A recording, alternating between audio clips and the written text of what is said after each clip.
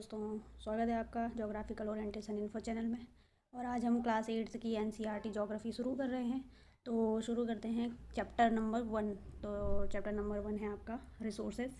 Resources को हिंदी में कहते हैं संसाधन। और संसाधन से मतलब हम ऐसे फैक्टर से लगाते हैं कि जो हमारे किसी ना किसी रूप में काम आते हैं। हम किसी चीज़ को अगर यूटिलाइज़ कर सकते हैं तो दैट इज़ कॉल्ड रिसोर्सेज। तो चैप्टर में सिर्फ यही बता रखा है कि रिसोर्सेज क्या होते हैं। तो शुरुआत करते हैं फटाफट से, और 5-7 मिनट की ये वीडियो होगी। तो water, electricity, rickshaw, vegetable and text book have sometimes something in common. They all have been used by you so that they have utility. मतलब ऐसी कोई भी वस्तु जिसका कोई यूज़ है हमारी लाइफ में, वो रिसोर्स कहलाएगी। ठीक है। Value means worth. Some resources have economic value, some do not. For example, metal may have an economic value but a beautiful landscape may not। मतलब क्वांटिटी जो होती है ना, उसका वैल्यू होता है, और जो क्वालिटी होता है कभी कभी उसका वैल्यू नहीं होता है। कहने का मतलब ये है। और कह रहा है कि कुछ चीज़ें हैं तो वैल्यू का मतलब होता है उसमें कुछ कीमत होती है। ठीक है। उसके वो जितने के लायक है उतनी उसकी कीमत है, लेकिन कुछ चीज़ों का ऐसा नहीं होता है बोला। क्योंकि हम पिछले पुराने ज़माने में की बात करें तो आज मेडिसिन की दुनिया में काफ़ी नाम हो गया, लेकिन आपकी ग्रैंड मदर के जो रेमेडीज़ होते थे, कमर्शियल वैल्यू उनकी नहीं है आज। लेकिन अगर वो पेटेंट कर देती, पेटेंट शब्द का अर्थ होता है दोस्तों कि अगर आपके मन में कोई आइडिया है या फिर आपने कोई इन्वेंशन किया है, ठीक है, और आपने वो पब्लिश कर दिया है, तो उसका आपको पेटेंट राइट मिलेगा। ठीक है। और पेटेंट एक कॉपीराइट का जैसे होता है, ये आपके इन्वेंशन और टैलेंट के लिए दिया जाता है। आपने जो आइडिया जनरेट किया है या फिर आपने कोई वस्तु इन्वेंट की है। तो अगर आपकी दादी माँ के नुस्खे अगर उन्होंने बेचे होते, उन्होंने सोल्व किए होते और मेडिकल के दुनिया में वो किसी को हेल्प कर रहे होते, तो वो बिल्कुल अपने नुस्खों से बेनिफिट पा रही होती, चाहे वो किताब में छपवा के या फिर किसी तरह से दवाई बना के बेच रही होती, या फिर नुस्खे बुक में छाप के बुक बेच रही होती, तो किसी न किसी तरह से पैसे कमा रही होती। तो आज वो एक पेटेंट की तरह अपने आइडियाज़ को वो कर सकती थी, यूज़ कर सकती थी। तो वो एक रिसोर्स बन जाते हैं वो आइडियाज़। ठीक है। तो आगे बता भी रहा है कि रिसोर्सेज दोस्तों दो तरह के होते हैं रिसोर्सेज। एक होते हैं नेचुरल रिसोर्सेज, एक होते हैं ह्यूमन रिसोर्सेज। नेचुरल रिसोर्सेज क्या होते हैं? Resources that are drawn from nature and used without much modification are called natural resources. The air we breathe, the water in our rivers and lake, the soil, mineral are all natural resources. Many of these resources are free gift of nature, can be used directly. In some cases, tool and technology may be needed to use a natural resource in the best possible way.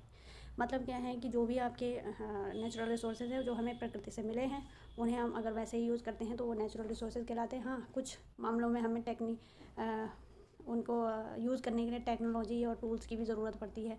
जैसे कि हम कंदमूल निकालते हैं या फिर कोई अनाज उपजाते हैं, तो उसके लिए हमें कुछ टेक्निक की ज़रूरत पड़ती है। तो लेकिन वो है नेचुरल रिसोर्स ही जो हमें प्रकृति से प्राप्त हुई है, हम बना नहीं सकते हैं जिसको। ठीक है। अब इनमें भी रिन्यूएबल होती हैं कुछ, और कुछ नॉन रिन्यूएबल होती हैं। रिन्यूएबल वो होती हैं जिन्हें हम रिन्यू कर सकते हैं, जो कि एक बार ख़त्म हो जाएं तो हम दोबारा वो बन सकती हैं। जैसे कि पेड़ हो गए, सॉइल हो गया, फॉरेस्ट है ना, वाटर हो गया, लेकिन इनको बनने में भी टाइम लगता है दोस्तों। नॉन रिन्यूएबल वो होते हैं जिन्हें हम बना नहीं सकते हैं, कोई भी नहीं बना सकता, इन्हें भी कोई नहीं बना सकता है, लेकिन ये रिन्यू खुद ही हो जाते हैं कुछ टाइम में। पेड़ अगर आपने काट दिए तो दोबारा उग जाएंगे कुछ साल बाद। ठीक है। समय लगेगा थोड़ा। पानी आपने प्रदूषित कर दिया तो कुछ समय बाद आप उसको साफ़ भी कर सकते हैं, भले उसको साफ़ करने में समय लगेगा। नॉन रिन्यूएबल वो होते हैं कि जिनको बनाने में समय लगता है, बनने में समय लगता है, जैसे कि कोल, पेट्रोलियम वगैरह। इनको जो है बनने में बहुत ज़्यादा समय लगता है, इसलिए हम कह देते हैं सीधा कि हम जो दोबारा बन नहीं सकते हैं उन्हें नॉन रिन्यूएबल कहते हैं, जो दोबारा नवीकरण नहीं हो सकता है जिनका। ठीक है। तो इनमें मेनली कोल और पेट्रोलियम वगैरह आते हैं, हज़ारों सालों में बनते तो क्यों नहीं है, लेकिन हज़ारों सालों में बनते हैं। ठीक है। ये हमने देख लिया था। अब ह्यूमन मेड रिसोर्सेज होते हैं। इंसान अपने आप में खुद एक रिसोर्स है। ठीक है। इंसान के बिना कोई भी रिसोर्स काम नहीं कर सकता है। अगर सपोज़ कि सामने हमारे सब्ज़ी रखी हुई है और हमने वो सब्ज़ी काट करके बनाई नहीं, तो वो सब्ज़ी हमारे लिए रिसोर्स नहीं होगी। कोई भी लकड़ी है, उससे हमें काट करके जब टेबल बनाया तब वो हमारे लिए रिसोर्स हुई, तब तक वो हमारे लिए रिसोर्स नहीं थी। इसी तरह मानव सबसे बड़ा रिसोर्स होता है अपने आप में, और मानव के द्वारा बनी हुई सारी वस्तुएं ये रिसोर्स होती हैं।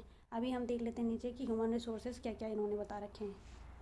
ठीक है, people can make the best use of nature, create more resources then they have the knowledge, skill and the technology to do so. ठीक है, people are human resources, people खुद भी रिसोर्सेज है और उसके द्वारा बनी हुई चीज़ें भी। उसके द्वारा बनी हुई चीज़ें मतलब इंसान ने बिल्डिंग बनाई है, इंसान ने कई सारी कंपनीज़ बनाई हैं, गाड़ी मोटर बनाई हैं, व्हीकल बनाए हैं, तो ये सारी ह्यूमन रिसोर्सेज हो गए। ठीक है, जो प्रकृति ने नहीं बल्कि ह्यूमन ने बनाई है। अभी हम देख लेते हैं कंजर्विंग ऑफ रिसोर्स, इनका देख लेते हैं। सस्टेनेबल डेवलपमेंट क्या होता है दोस्तों, पहले देख लेते हैं यहाँ पर। केयरफुली यूटिलाइजिंग, अभी आपको आंसर राइटिंग लिखनी होती है तो उसके लिए जब आप वो ढूंढ रहे होते हैं ना टर्म्स, एक अच्छी सी लैंग्वेज, तो एनसीईआरटी की लैंग्वेज अच्छी रहती है, इसलिए एनसीईआरटी पीसीएस वाले भी पढ़ते हैं। लिखा है sustainable development carefully utilising resources so that beside meeting the requirements of the present also take care of future generation. मतलब रिसोर्स को या संसाधनों को इस तरह से यूज़ करना कि हम अभी तो यूज़ कर ही रहे हैं, लेकिन हम बाद में आने वाली पीढ़ियों के लिए भी उन रिसोर्सेज को छोड़ दें। इस तरह से हम उसका उच्चतम और उपयुक्त उपयोग करें, अच्छे से उपयोग करें कि ना तो उनकी बर्बादी हो और हमारी नीड भी पूरी हो जाए और वो आगे के लिए भी बची रहें, ताकि कि आगे की पीढ़ियाँ भी उसको यूज़ कर पाएँ। तो ये होता है सस्टेनेबल डेवलपमेंट। और आगे है कि using resources carefully and giving them time to get renewed is called resource conservation. मतलब कोई भी रिसोर्स को हमने अगर यूज़ किया और फिर हमने उसको दोबारा से रिन्यू होने के लिए टाइम दिया है, तो वो उसको कहते हैं हम रिसोर्स कंजर्वेशन। सपोज़ हमने किसी खेत पर खेती उगाई, ठीक है, कुछ समय बाद हमने उसको परती छोड़ दिया। परती छोड़ने का मतलब एक बार खेती होगी, फिर हमने इसको काटा, फिर हमने इसको साफ़ कर दिया, ठीक है, और कुछ टाइम में हमने ऐसे ही खाली छोड़ दिया इस खेत को। तो अब क्या होगा, 1-2 महीने के लिए खाली छोड़ दिया तो ये अपने आप को रिन्यू कर लेगी मिट्टी जो इस खेत की है। तो इसी को हम कहते हैं रिसोर्स कंजर्वेशन। तो रिसोर्स कंजर्वेशन और रिसोर्स सस्टेनेबल डेवलपमेंट दोनों में फ़र्क है। ठीक है, ये पता चल गया यहाँ से। अभी आगे है, आगे सिर्फ आंसर हैं। अब हम थोड़े से पॉइंट इसके देख लेते हैं कि some principle of sustainable development. First point है respect and care for all forms of life, improve the quality of human life, conserve the earth's vitality and diversity, minimize the depletion of natural resources, change personal attitude and practice towards the environment, enable communities to care for their own environment। ठीक है, हमें अपने environment की care करनी चाहिए, हमें अपना attitude किसी इन्वायरमेंट के लिए यूज़ कैसे करना चाहिए उसके लिए चेंज करना चाहिए। डिप्लीशन को हमें मिनिमाइज़ करना चाहिए। ठीक है, अर्थ की डाइवर्सिटी है उसे समझना चाहिए। बाकी हमें अपने ह्यूमन लाइफ की क्वालिटी को इम्प्रूव करना चाहिए।